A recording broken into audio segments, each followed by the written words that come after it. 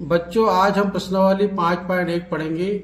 5.1 का तीसरा प्रश्न है निम्नलिखित में से प्रत्येक एपी मतलब समांतर श्रेणी के लिए प्रथम पद और सार्वअंतर ज्ञात कीजिए। तो सबसे पहले बच्चों हम जानेंगे प्रथम पद क्या होता है। प्रथम पद मतलब इस श्रेणी का पहला पद। कौन सा पद? पहला पद, जिसको हम कैसे लिखते हैं बच्चों? इसको हम लिखते हैं प्रथम पद कैसे लिखते हैं? ए से लिखते हैं। प्रथम पद को हम क्या लिखते हैं? ए लिखते हैं। क्या लिखते हैं? ए। और एक होता है सार्व अंतर। क्या होता है? सार्व अंतर।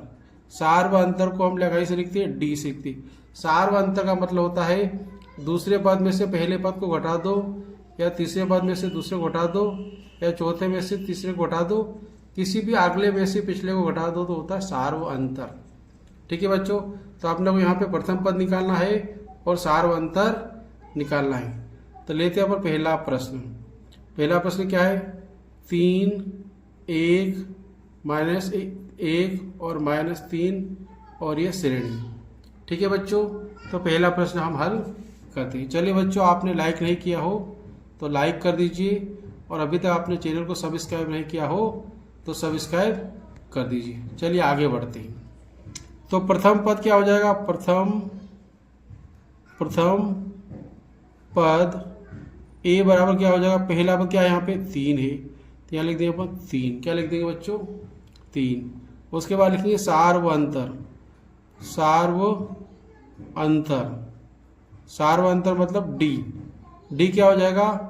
दूसरे में से पहले को घटाएंगे, तो दूसरा पहले लिखेंगे माइनस पहला वाला फिर लिखेंगे। 3 में से 1 घटाएंगे, कितना आएगा बच्चों? 2 आएगा। कौन सा अंक बड़ा है? 3 बड़ा है, तो 3 का चिन्ह क्या है? माइनस। तो माइनस। अगर श्रेणी घटते क्रम में हो तो डी हमेशा माइनस में आएगा, और श्रेणी बढ़ते क्रम में हो तो डी हमेशा प्लस का आएगा। चलिए दूसरा प्रश्न लेते हैं बच्चों। दूसरा प्रश्न क्या है? -5, -1, -3, -7 ... ठीक है बच्चों, इसका प्रथम पद क्या हो जाएगा? प्रथम पद मतलब ए बराबर क्या हो जाएगा? -5। क्या हो जाएगा? -5। अब अपन लिखेंगे सार्व अंतर मतलब क्या होगा? डी मतलब बाद वाले में से पहले वाले को घटाना है। तो इसमें से इसको भी घटा सकते हैं, इसमें से इसको भी घटा सकते हैं, और इसमें से इसको भी घटा सकते हैं। तो अपन जहाँ सरल अपने को लगेगा वहाँ लेंगे, वहाँ के अंक को लेना है। तो देखो 7 में से 3 को घटाना बड़ा आसान है। बाद वाला पर 7 ले लिया, और उसके पहले वाला क्या ले लिया? 3 ले लिया। तो 7 में से 3 घटाएं, कितना बचेगा? 4 बचेगा। ये श्रेणी देखो, ये छोटा पद है, उससे बड़ा है, उससे बड़ा है, उससे बड़ा है। बढ़ते क्रम में तो डी मान कितना है आपका? धन का आया। क्या में आया बच्चों? धन का आया। अगला प्रश्न करते हैं अपन तीसरा क्या है? 1/3, 5/3, 9/3, 13/3। क्या है? 1/3, 5/3, 9/3 और 13/3 ... प्रथम पद लिखेंगे बच्चों। प्रथम पद क्या हो जाएगा? प्रथम पद मतलब पहला पद, इसको अपन ए से लिखते हैं। ए बराबर क्या हो जाएगा? 1/3। आप लिखेंगे बच्चों पर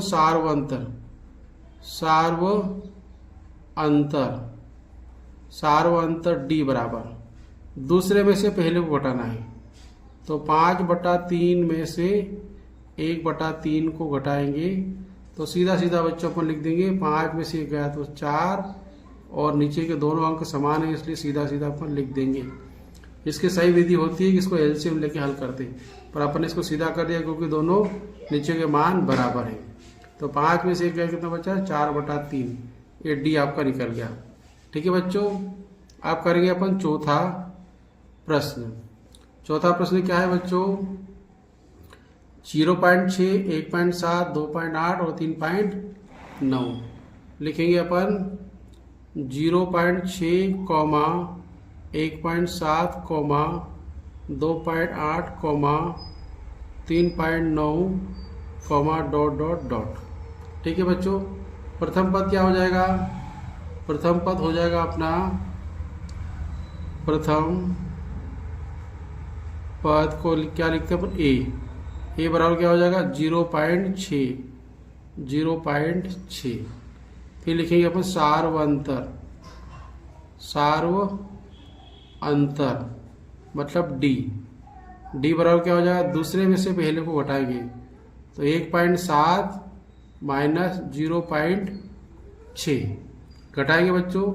1.7 में से 0.6 को घटाएंगे तो 7 में से 6 गया तो 1 बचा, और 1 में से 0 गया तो 1 बचा, और यहाँ पॉइंट आ जाएगा। तो उत्तर कितना आ जाएगा? 1.1। ये चारों प्रश्नों के अपन ने सार्व अंतर और प्रथम पद निकाल लिए बच्चों। ठीक है ना? तो यह वीडियो आपको पसंद आया हो तो अपने दोस्तों को शेयर कीजिए। आपने अभी तक कोई कमेंट नहीं किया है तो प्यारा सा कमेंट कर दीजिए। धन्यवाद।